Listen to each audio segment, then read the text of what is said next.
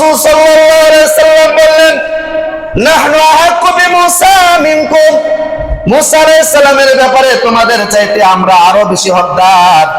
মুসা আলাইহিস সালামের অনুসরণের দিক থেকে তোমাদের থেকে আমরা আরো বেশি হকদার।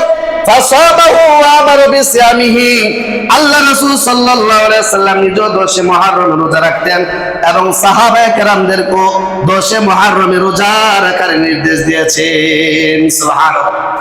এবং তিনি সাথে সাথে এও বলে দিয়েছেন, ও আমার সাহাবীরা, তোমরা মুহররমের রোজা রাখবা, আশুরা রোজা রাখবা, কিন্তু রোজা রাখার ক্ষেত্রে তোমরা কিছুটা ভিন্নতা অবলম্বন করবে। কি ভিন্নতা? কারণ ইহুদিরা তারা 10 মুহররম একটা রোজা রাখে, আর তোমরা তাদের বিরোধিতা করে 2টা রোজা রাখবে। সুবহানাল্লাহ। 2টা রোজা রাখবা, যে সুমু আশুরা, তোমরা আশুরা রোজা রাখো, ওয়াখালিফু ফিহিল ইয়াহুদা, এবং ইহুদিদের বিরোধিতা করো। কিভাবে? সুমু ক্বাবলাহু ইয়াওমান ওয়া বাদাহু ইয়াওমান, তোমরা 10 মুহররমের হয়তো তার আগের দিন একদিন মিলায়া রোজা রাখবা, আর না হয় পরের একদিন মিলায়া 2টা রোজা রাখবা। 9 মুহররম এবং 10 মুহররম 2টা, আর না হয় 10 মুহররম এবং 11 মুহররম 2টা। এই 2টা রোজা তোমরা রাখবা, কারণ ইহুদিরা রোজা রাখে একটা, তোমরা রোজা রাখবা 2টা।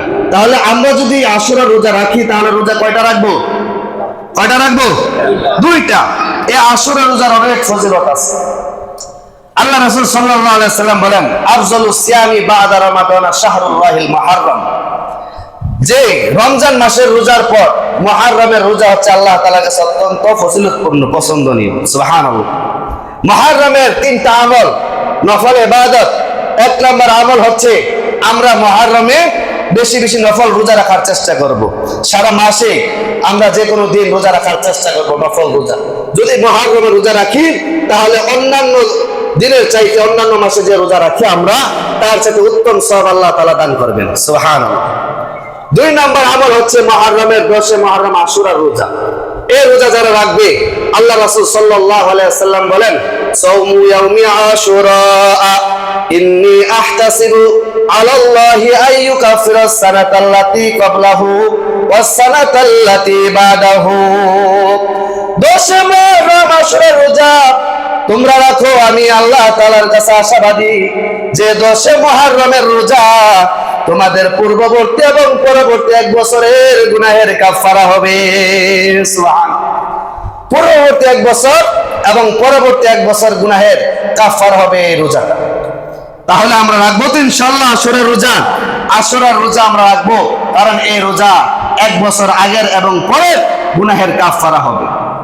আল্লাহ রাব্বুল আলামিন আমাদেরকে রোজাগুলো রাখার তৌফিক দান করুক, সবাই বলে আমিন। আর 3 নাম্বার হচ্ছে আমরা এই 10 মুহররম আশুরার দিন পরিবার পরিজনের উপরে মুক্ত হস্তে একটু খরচ করার চেষ্টা করব। আল্লাহ রাসূল সাল্লাল্লাহু আলাইহি ওয়াসাল্লাম বলেন, মান ওয়াসা আলা ইয়ালিহি ফিন নাফাকাতি ইয়াউমি আশুরা, যে ব্যক্তি আশুরার দিন তার পরিবার পরিজনের উপরে মুক্ত হস্তে খরচ করবে, একটু ভালো মন্দ খাবারের ব্যবস্থা করবে, তাকে আল্লাহ তাআলা ওয়াসা আল্লাহু আলাইহি সাইরা সানাতিহি, আল্লাহ তাআলা তাকে সারা বছর সচ্ছলতা দান করবে। সুবহানাল্লাহ। এজন্য আমরা এই আশুরার দিনে একটু ভালো মন্দ রান্না করে খাওয়ার চেষ্টা করব এবং পরিবার পরিজনদেরকে উপরে আমরা একটু খরচ করব, তাহলে আল্লাহ তাআলা সারা বছর আমাদেরকে সচ্ছলতা দান করবেন। আল্লাহ তাআলা আমাদেরকে যে কথাগুলো বললাম, যে আশুরার যে আমলগুলো আছে, বেশি বেশি নফল রোজা রাখা এবং আশুরার যে 10 তারিখ আশুরার রোজা মুহররমের, এই রোজাটা আমরা রাখবো, তার আগের একদিন মিলায়া না হয় পরের একদিন মিলায়া 2টা রোজা রাখবো। আর আমরা পরিবার পরিজনের উপরে মুক্ত হস্তে খরচ করবো। আল্লাহ তাআলা আমল করার তৌফিক দান করুক, সবাই বলে আমিন।